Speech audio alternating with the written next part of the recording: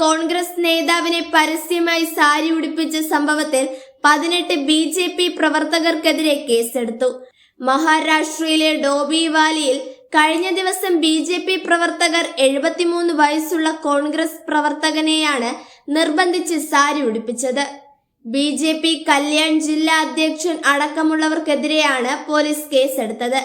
പ്രധാനമന്ത്രി നരേന്ദ്രമോദിയെ അപമാനിക്കുന്ന ഫോട്ടോ ഷെയർ ചെയ്തെന്ന് ആരോപിച്ചായിരുന്നു BJP പ്രവർത്തകർ കോൺഗ്രസ് നേതാവ് പ്രകാശ് പകാരയെ സാരി ഉടുപ്പിച്ചത്. കോൺഗ്രസ് നേതാവ് പങ്കുവച്ച ചിത്രത്തിൽ പ്രധാനമന്ത്രി മോദി സാരി ഉടുത്തിരുന്നതായി കാണിച്ചിരുന്നു. ഇത് BJP പ്രവർത്തകരുടെ പ്രതിഷേധത്തിന് കാരണമായി. ചിത്രത്തോടൊപ്പം ഒരു ഗാനവും പങ്കുവച്ചിട്ടുണ്ടെന്നും അത് അപമാനകരമാണെന്നും BJP ആരോപിച്ചു. ഭാരത ജനതാ പാർട്ടി വാഴട്ടെ.